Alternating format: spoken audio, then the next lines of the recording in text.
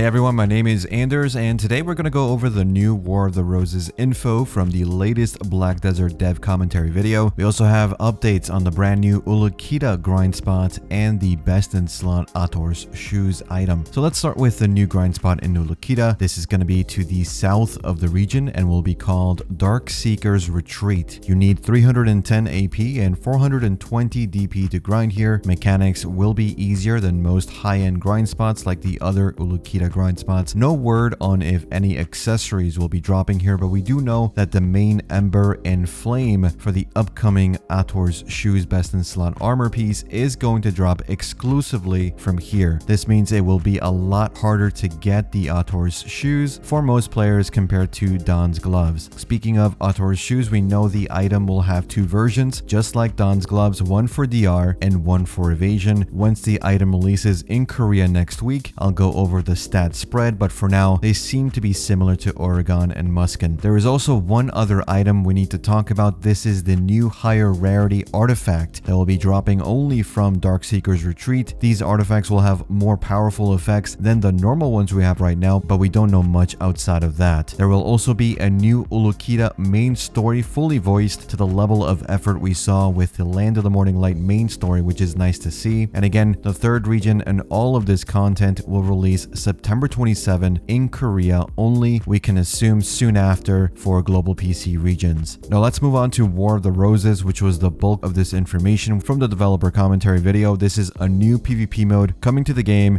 It will be releasing October 15 in Korea only with a pre-season, no date as for when global will be getting this new mode. First thing we know is that the mode will consist of 300 players versus 300 players. There will be a leading guild that will control the strategy for each side. You can apply to be a leading guild if your guild or alliance has won a tier 4 or tier 5 node in the last 2 weeks. Every time you win a tier 4 and tier 5 node, you're going to gain some points. The two guilds with the highest amount of points accumulated will be selected to become leading guilds for War of the Roses. If more than two guilds have the same amount of points, they will be chosen at random. You will need 10 billion silver in guild funds to apply. If your guild is not selected to be the leading guild, your silver will be refunded. Each leading guild can only have 100 members selected for the actual War of the Roses fight. 200 players will then be selected from what they're calling the Third Legion. To apply to be part of this Third Legion group, you need to have at least 680 gear score. Having a higher gear score than this will not mean you have a higher chance to get chosen. You'll also need to pay 500 million silver to apply. From the pool of applicants, 200 players will then be selected at random. Of course, if you're not selected, you will have your application fee refunded, and anyone can apply to be part of this Third Legion. There will also be a Third Legion reserve group for both sides that allows you to fill in people who don't show up on the day of the fight. This new mode is basically faction versus faction instead of guild versus guild. One faction are the Ganels who fight for Camisylvia. The other side are going to be the Vidir who fight for Odalita. Each will have their own castle you eventually need to conquer. At this castle site, there will be NPC generals that you need to defeat to obtain a rose crown and gain overall victory. The first faction to defeat the enemy general will win the War of the Roses. Now, to get to these castles, you need to go through and gain control of different sanctuaries. Sanctuaries need to be captured by defeating different bosses at each sanctuary. Every single one of these you control will give your entire faction a passive. So the more of these you have, the stronger your faction will be. There is one special sanctuary that needs to be captured by transferring BSR to a statue. This will then unlock the ability to use siege weapons like tanks and elephants. Your passives from these sanctuaries will not work if you lose control of one of these sanctuaries in a chain. So for example,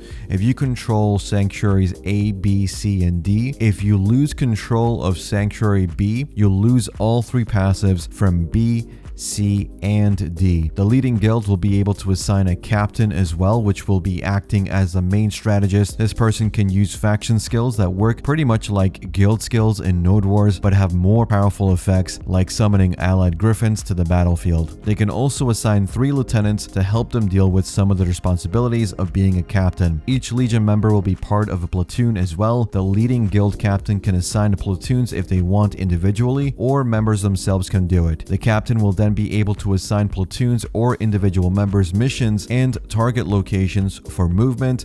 They can order them to attack or defend different areas of the map. They can also assign rewards to incentivize platoons to follow orders. All zones are combat zones, so you can be killed at any time, and if you do die, you can resurrect through two methods, through the quick method or through the normal resurrection. So the quick is a 30-second resurrection, but you come back with only 30% of your HP, and the normal one is a 45-second resurrection, but you come back with a full HP bar. In the south of the map, you can fight for control of docks, which will then allow you to unlock wharfs in your castle base that allow you to summon your Carracks to then control the southern part of the map through pure naval warfare if you want to do that. There's no forts or buildings needed to be built or prepped before this War of the Roses begins either. And overall, the preseason starts October 15 in Korea, and everyone who participates will be getting rewards regardless of the outcomes. They also gave us a new code that offers 1,000 crons and an exciting adventure outfit box to say thank you and to celebrate Chuseok in Korea. This should also work for all regions on PC. And that's it for this one. Let me know your thoughts in the comments. Do you think you'll want to try this new PvP mode once it comes out for us? What do you think about the new grind spot and the new items? I'll have another video with the test server breakdown tomorrow as well, so don't worry about that. But as always, thanks for watching. Thanks for listening. I'll see you all in the next one.